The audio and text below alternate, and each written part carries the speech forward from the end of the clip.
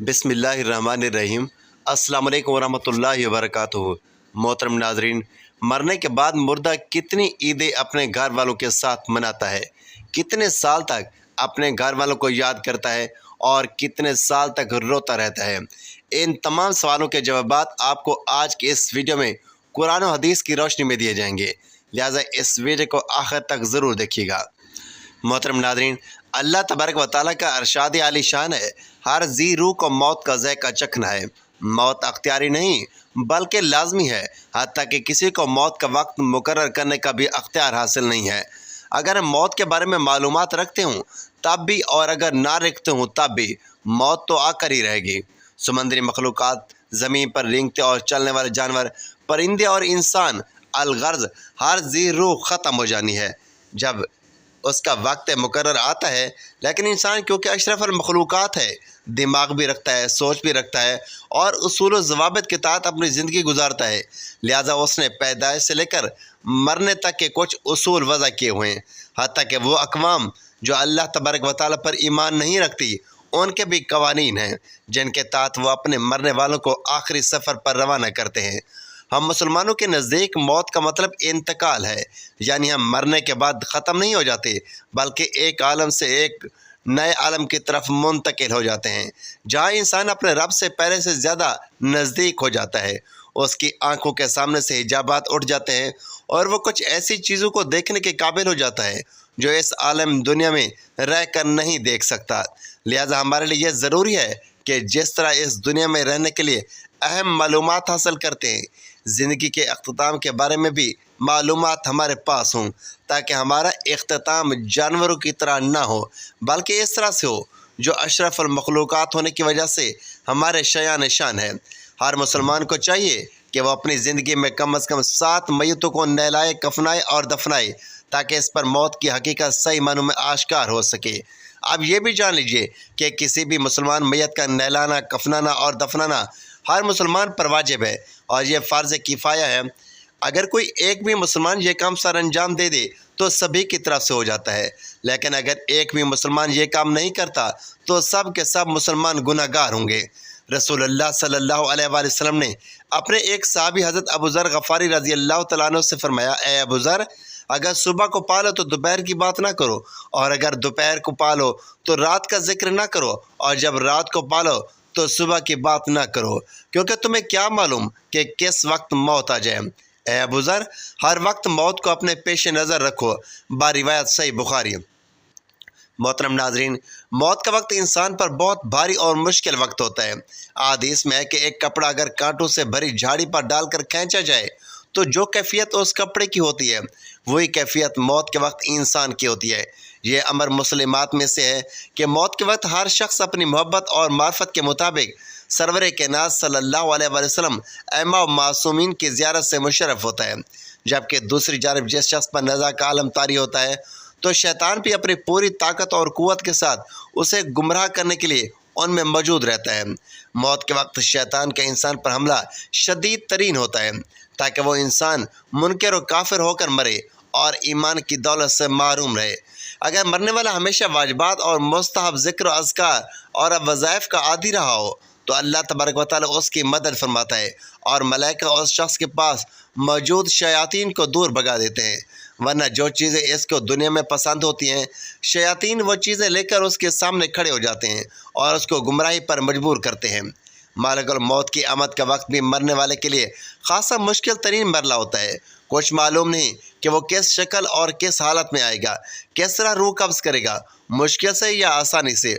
उसका इन्हिसार इंसान के एतकादात और आमाल पर मुश्तमिल है। जानकनी के वक्त इंसान का हलक खुश्क हो जाता है, प्यास बहुत लगती है, और जो लोग इस वक्त उसके पास मौजूद हों उनको चाहिए कि वक्फे वक्फे से चम्मच के साथ उसके मुंह को पानी लगाएं। अगर शहद मैसर हो तो वो पानी में शामिल कर लें। ऐसे वक्त में अजनबी लोग उसके पास ना जाएं, सिर्फ वो लोग पास रहें जिनके चेहरों से वो मानूस था।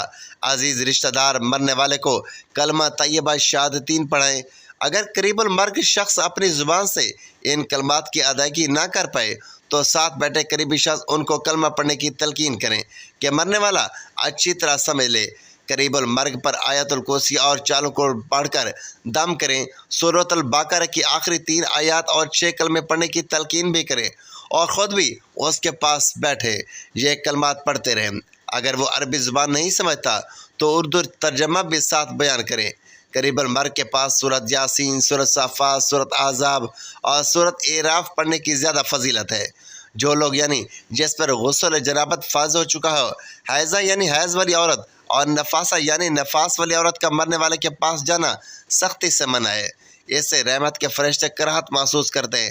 مرنے والے کے پاس اونچی آواز میں باتیں کرنے اور رونے سے پرہیز کریں۔ اگر جان نہ نکل رہی ہو اور ممکن ہو تو مرنے والے کی چارپائی کو اس جگہ پر رکھا جائے جہاں وہ اکثر نماز پڑھا کرتا تھا۔ مرنے والا اگر بے چینی محسوس کرے اور ہاتھ پاؤں چڑھائے تو اسے روکنے کی ہرگز کوشش نہ کرے۔ موت کی علامت میں سے یہ بھی ہے کہ ہاتھ پاؤں کا ڈھیلا پڑ جانا اور ناک کا ٹیڑھا ہو جانا، دل کی دھڑکن اور سانس کا رک جانا، آنکھوں میں روشنی کا نہ رہنا اور جسم کی رنگت کا بدل جانا وغیرہ۔ روح نکلنے کے بعد آنکھیں اور ہونٹ بند کر دیں اور دونوں ہاتھوں کو پہلو میں پھیلا دیں۔ پاؤں کے انگوٹھے کسی چیز کے ساتھ آپس میں باندھ لیں۔ کسی کپڑے سے ٹھوڑی کے نیچے سے لے کر سر کے اوپر تک گیرا لگا دیں تاکہ منہ کھلا نہ رہ جائے، کیونکہ اسی حالت میں میت ٹھنڈی ہو جائے تو اس کی حالت تبدیل نہیں ہوتی۔ میت کے زیورات اور انگوٹھیاں وغیرہ بھی جلد اتار لی جائیں تاکہ بعد میں سوجن کی وجہ سے اتارنے میں دقت پیش نہ آئے۔ میت کو کسی کپڑے وغیرہ سے ڈھانپ دے، اکیلا نہ چھوڑیں۔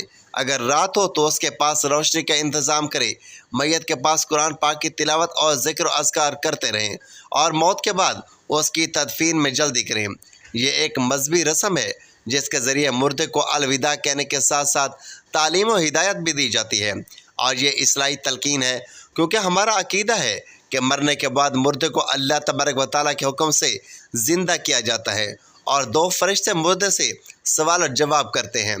مرنے کے بعد ہر انسان کے نامہ اعمال کی کتاب بند ہو جاتی ہے، کیونکہ اب وہ نہ کوئی نیکی کرنے کے قابل رہتا ہے اور نہ ہی کوئی گناہ اس سے سرزد ہو سکتا ہے۔ ہاں، مگر بالواسطہ نیکیوں کا اجر اسے ضرور ملتا رہتا ہے۔ وہ نیک اعمال جن کا آغاز اس نے اپنی زندگی میں کیا تھا اور وہ اس کے بعد بھی جاری رہے، ان کی جزا اس کو برابر ملتی رہے گی، یا وہ ثواب جو اس کے عزیز رشتہ دار اس کو ایصال کریں گے۔ اسی طرح اگر مرنے والے نے اپنی زندگی میں کسی برے عمل کی بنیاد رکھی تھی جو اس کے مرنے کے بعد بھی جاری رہا، تو وہ بھی اس کے لیے دردناک عذاب کا موجب بنا رہے گا۔ حضور نبی کریم صلی اللہ علیہ وآلہ وسلم کی ایک حدیث کا مفہوم ہے کہ مرنے کے بعد انسان کا عمل موقوف ہو جاتا ہے، مگر 3 چیزوں کا ثواب جاری رہتا ہے۔ صدقہ جاریہ، مثلاً رفع عامہ کے وہ کام جو اس نے عوام کے لیے جاری کیے، علم جو اس نے پھیلایا اور لوگ اس سے مستفید ہوتے رہے، نیک اولاد جس کی اس نے اچھی تربیت کی اور وہ اس شخص کے مرنے کے بعد نیک اعمال بجا لاتی رہی۔ یہ وہ اعمال ہیں جن کا سبب مرنے والا خود ہوتا ہے، لیکن کچھ ایسے عوامل بھی ہوتے ہیں جن کا سبب مرنے والا خود نہیں ہوتا، بلکہ اس کے دوست، احباب اور عزیز رشتہ دار ہوتے ہیں جو نیکی کے کام سر انجام دیتے ہیں اور اس کا ثواب اسے ایصال کرتے رہتے ہیں۔ حضرت صلی اللہ علیہ وآلہ وسلم کا فرمان عالی شان ہے کہ اپنے مرنے والوں کے لیے ہدیہ دیا کرو۔ صحابہ نے عرض کیا کہ ان کے لیے ہدیہ کیا ہے؟ آپ نے فرمایا ان کے لیے ہدیہ صدقہ اور دعا ہے۔ نیز فرمایا کہ مومنوں کی روح ہر جمعہ آسمان پر اپنے اپنے گھروں کے سامنے آتی ہیں اور درد بھری آواز میں پکار کر کہتی ہیں، اے میرے اہل و عیال، اے میرے ماں باپ اور رشتہ داروں، جو مال ہمارے ہاتھوں میں تھا اس میں سے ہم پر مہربانی کرو کہ اس مال کا حساب اور عذاب تو ہم پر ہی ہے، مگر اس سے فائدہ اور لوگ حاصل کرتے رہیں گے۔ اس طرح سے ہر ایک روح اپنے رشتہ دار اقربا سے فریاد کرتی رہتی ہے اور کہتی ہے، 1 روپیہ یا 1 روٹی یا 1 کپڑا خدا کی راہ میں دے کر ہم پر مہربانی کرو۔ حضرت ابو ذر غفاری کے جوان بیٹے کا انتقال ہو گیا۔ اسے دفن کرنے کے بعد حضرت ابو ذر غفاری اس کی قبر پر کھڑے ہو کر کچھ اس طرح سے مخاطب ہوئے، بیٹا، تیرے بعد یہ دنیا میرے لیے تاریک ہوگی، مجھے اس دنیا سے اب کوئی رغبت نہیں، لیکن 2 وجوہات ہیں جن کی وجہ سے میں ابھی زندہ رہنا چاہتا ہوں۔ ایک تو یہ کہ تو اب اس دنیا سے جا چکا اور تیرا اعمال نامہ اب بند ہو چکا ہے، نیک کاموں کے لیے اب تو دوسروں کا محتاج ہے اور اب تجھے ایک کٹھن اور دشوار گزار سفر بھی درپیش ہے۔ میں چاہتا ہوں کہ اس دنیا سے تجھے کچھ نہ کچھ بھیجتا رہوں تاکہ آخرت کے سفر کی منزلیں تجھ پر آسان ہو جائیں، اور دوسرا یہ کہ تیرے بعد مجھے بھی اس سفر پر روانہ ہونا ہے۔ طویل سفر ہے اور زد راہ بہت کم۔ میں چاہتا ہوں کہ اپنے لیے کچھ مزید توشہ آخرت جمع کر لوں۔ محترم ناظرین، کسی کے اس دنیا سے چلے جانے کے بعد اس کے عزیز رشتہ داروں کی کیا ذمہ داری بنتی ہے؟ سب سے پہلے تو اس مرحوم کے واجبات کی ادائیگی کا انتظام کیا جائے۔ اسے اگر کسی کا قرض دینا ہے تو وہ ادا کیا جائے۔ اگر اس پر حج واجب تھا اور زندگی میں وہ کسی وجہ سے حج کی ادائیگی نہ کر سکا تو ایک آدمی کو مقرر کیا جائے جو اس کی طرف سے حج کر سکے۔ اگر اس کے ذمہ قضا نمازیں ہیں تو ان کی ادائیگی کا اہتمام کیا جائے۔ اس کی طرف سے قضا روزے رکھے جائیں۔ اگر بغیر اجرت کے کوئی آدمی میسر نہ ہو تو اجرت پر بھی کسی آدمی سے ان کی ادائیگی کروائی جائے۔ اگر مرنے والے نے پسماندگان میں چھوٹے یتیم بچے چھوڑے ہیں تو ان کی تربیت و پرورش اور ان کے ساتھ شفقت بھی مرنے والے کے ساتھ ہمدردی اور عظیم ثواب کا باعث ہے۔ مرنے والے کے ترکہ میں سے اس کے ایصال ثواب کے لیے رفع عامہ کے کام کیے جائیں۔ اس کے لیے ذکر و نعت کے مجالس قائم کیے جائیں۔ ان کی طرف سے بھوکوں کو کھانا کھلایا جائے۔ بے لباس لوگوں کو لباس مہیا کیا جائے۔ غریب لوگوں کی مالی امداد کی جائے۔ خدمت خلق ایک عظیم عبادت اور مرحومین کے درجات کی بلندی کا موجب ہے۔ ختم قرآن پاک اور تلاوت کر کے ثواب اس مرحوم کو ایصال کیا جائے۔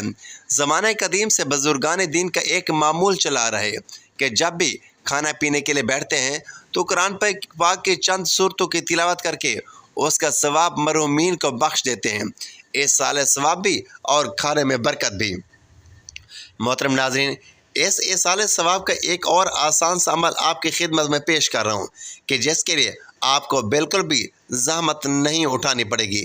جب بھی آپ کو اپنی کسی مرحوم عزیز کا خیال آئے یا باتوں میں اس کا ذکر ہو یا اس سے متعلق کسی ایسی چیز کو دیکھیں جس سے آپ اس کی طرف متوجہ ہو جائیں تو اس عزیز کا تصور کرتے ہوئے ایصال ثواب کی نیت سے ایک مرتبہ درود شریف پڑھ لیں۔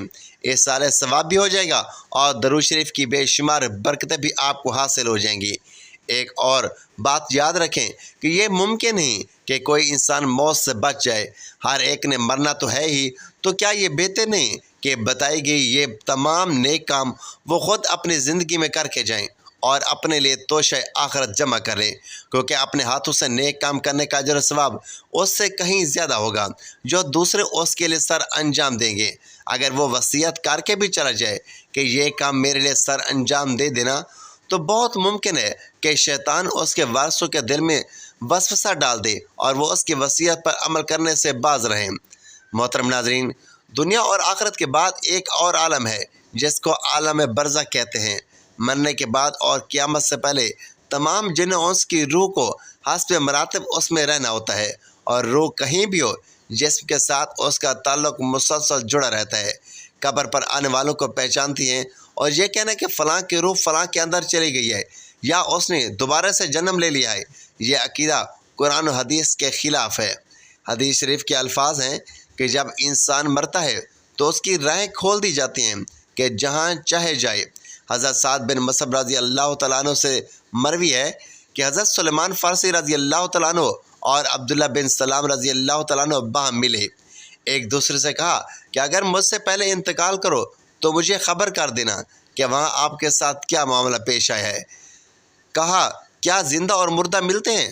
تو فرمایا ہاں، مسلمانوں کی روحیں جنت میں ہوتی ہیں اور وہاں اس سے اختیار ہوتا ہے کہ جہاں چاہے جائیں۔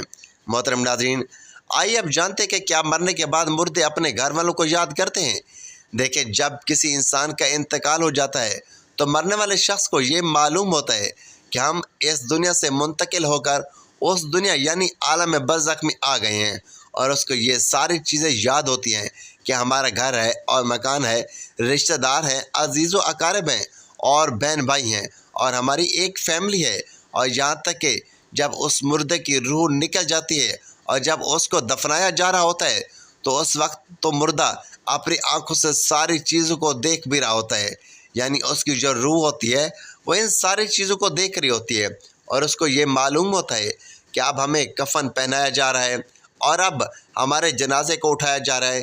لہٰذا نیک بندہ تو یہاں تک کہتا ہے یعنی جب اس کے جنازے کو لوگ اٹھاتے ہیں تو کہتا ہے کہ اے لوگوں، جلدی مجھے لے کر قبرستان چلو اور بہت جلد مجھے میرے اصلی ٹھکانے میں یعنی قبر کے اندر پہنچا دو، کیونکہ اسے موت کے وقت ہی پتہ چل جاتا ہے کہ اس کے ساتھ آگے کیا ہونے والا ہے۔ لہٰذا مومن بندہ یہ کہتا ہے کہ مجھے جلدی لے چلو، مجھے قبر کے اندر اتار دو اور مجھے میرے اصلی ٹھکانے تک پہنچا دو، کیونکہ نبی کریم صلی اللہ علیہ وآلہ وسلم نے ارشاد فرمایا ہے، دنیا مومن کے لیے قید خانہ ہے اور کافر کے لیے جنت ہے۔ جو بھی گنہگار، فاسق و فاجر اور بے نمازی انسان ہوتا ہے وہ چیخ چیخ کر یہ کہتا ہے کہ اے لوگوں، تم مجھے کہاں لے کر جا رہے ہو؟ وہ اپنی فیملی سے کہتا ہے کہ میں نے اپنے بچوں کے لیے بہت زیادہ کمایا ہے اور ان کے لیے گھر مکان بنایا ہے، اور اب وہی بچے مجھے میرے گھر سے نکال کر اندھیرے کمرے میں لے جا رہے ہیں۔ اسے بہت گھبراہٹ ہو رہی ہوتی ہے اور وہ اپنی زبان سے کہنے کی کوشش بھی کرتا ہے کہ اے لوگوں، مجھے مت لے کے جاؤ۔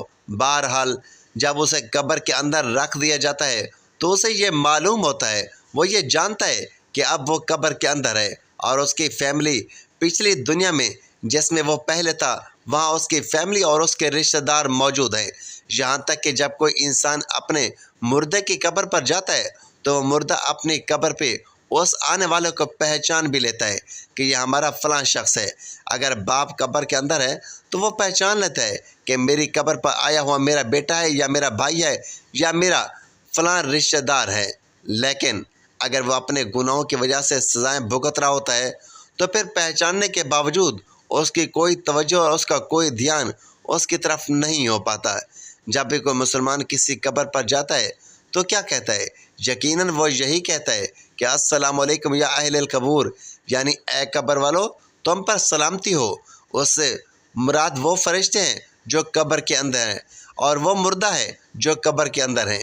اس کو یہ بات معلوم ہوتی ہے اور پھر وہ وہاں سے یاد بھی کر رہا ہوتا ہے اپنے گھر والوں کو۔ جب وہ یاد کرتا ہے اور پھر نبی کریم صلی اللہ علیہ وسلم نے ارشاد فرمایا، جب کوئی شخص اپنے کسی مرحوم یعنی کسی مردے کے لیے ایصال ثواب کرتا ہے تو جب اس کے لیے وہ تحفہ بنا کر اس کو پیش کیا جاتا ہے تو وہ بہت ہی خوش ہوتا ہے اور اس کو ایسی خوشی ملتی ہے اس وقت اس سے پہلے اس کو ایسی خوشی نہیں ملی ہوتی۔ روایت بخاری شریف میں ہے، یعنی جب کوئی بندہ کسی کے لیے ایصال ثواب کرتا ہے تو اس کو ایسی خوشی ملتی ہے کہ وہ اس سے بے حد خوش ہوتا ہے۔ تو بہرحال وہ اپنے گھر والوں کو یاد کرتا ہے، اور جو گنہگار شخص ہوتا ہے تو اسے یہ دنیا بہت یاد آتی ہے کہ ہم بہت عیش کی زندگی میں تھے، کیونکہ اس کے لیے وہ جنت تھی۔ لیکن جو نیک بندہ ہوتا ہے تو اس کے لیے یہ دنیا قید خانہ ہوتی ہے، اور جو قبر کی زندگی ہے یعنی عالم برزخ کی جو زندگی ہے تو وہ اس کے لیے جنت والی زندگی ہوتی ہے، کیونکہ اس کے لیے قبر کے اندر ہی جنت کا بچھونا بچھا دیا جاتا ہے۔ نیک بندے کے لیے قبر میں جنت کی کھڑکی کھول دی جاتی ہے اور اس کو جنت کا لباس پہنا دیا جاتا ہے، اور جنت کی خوشبوئیں قبر کے اندر محسوس کرتا ہے۔ وہ نیک انسان جو نیک مردہ ہوتا ہے وہ قبر کے اندر بڑی راحتوں میں ہوتا ہے، تو اس کے بعد اس کو دنیا کی کوئی فکر پریشان نہیں کرتی، کیونکہ اب وہ اپنی اس زندگی میں ہوتا ہے جس میں اس کا اصلی ٹھکانہ ہے، تو وہ اس زندگی میں خوشی سے رہتا ہے۔ اور نیک لوگ ایسے ہوتے ہیں، جب ان کا انتقال ہوتا ہے تو ان کو ایسے سلا دیا جاتا ہے جیسے نئی نویلی دلہن ہو۔ معلوم ہوا کہ جو نیک بندہ ہے اس کی روح بڑے عیش و آرام میں رہتی ہے اور اس کو دنیا میں کسی طرح کی کوئی فکر نہیں ہوتی، اور جو گناہ گار بندہ ہوتا ہے اس کی یہ دنیا بھی بہت یاد آتی ہے اور وہ قبر کی سختیوں سے بہت پریشان ہوتا ہے۔ بہرحال جو اصل چیز ہے وہ عمل ہے، اور عمل پر یہ ساری چیزیں ہیں۔ اگر انسان کے اعمال اچھے ہوتے ہیں تو موت سے اچھا کوئی پیغام نہیں، اور اگر انسان کے اعمال برے ہوتے ہیں تو موت سے برا کوئی پیغام نہیں۔ قرآن کریم میں اللہ تبارک و تعالیٰ کا ارشاد ہے، تم اپنے رب سے گڑ گڑا کر اور دونوں صورتوں میں دعا مانگا کرو کہ بے شک وہ حد سے بڑھنے والوں کو پسند نہیں کرتا۔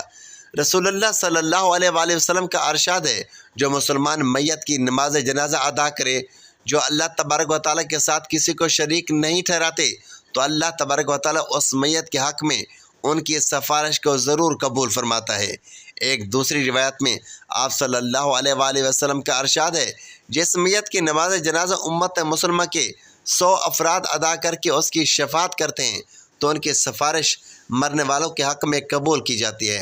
امام ابن قیم رحمۃ اللہ علیہ فرماتے ہیں، نماز جنازے کا مقصد میت کے لیے دعا ہے۔ قبر کے پاس کھڑے ہو کر دعا اور طلب مغفرت کرنا کیسا عمل ہے؟ حضرت عبداللہ بن عمر رضی اللہ تعالیٰ عنہ کی روایت ہے کہ رسول اللہ صلی اللہ علیہ وآلہ وسلم جب میت کو قبر کے اندر رکھتے تو فرماتے کہ اللہ تبارک و تعالیٰ کے نام سے اور رسول اللہ صلی اللہ علیہ وآلہ وسلم کے طریقے پر۔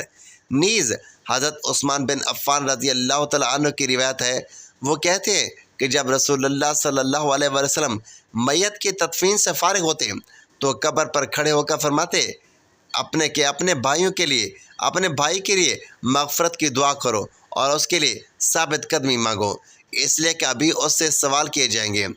ناظرین، اللہ رب العالمین کی بارگاہ میں دعا ہے کہ اللہ تبارک و تعالیٰ اچھے اور نیک اعمال کرنے کی طاقت اور توفیق عطا فرمائے۔ میرا سنانا اور آپ کا سننا اپنی بارگاہ الہی میں قبول و منظور فرمائے اور ہمارا خاتمہ بالخیر فرمائے، آمین یا رب العالمین۔ محترم ناظرین، اگر آپ کو ہماری آج کی معلوماتی ویڈیو پسند آئی ہو تو ویڈیو کو لائک کریں، دوستوں میں شیئر کریں اور اس طرح کی اصلاحی اور سبق آموز ویڈیو دیکھنے کے لیے چینل کو سبسکرائب ضرور کریں اور کمنٹ باکس میں اللہ تعالیٰ کے 99 ناموں میں سے ایک نام ضرور ٹائپ کریں۔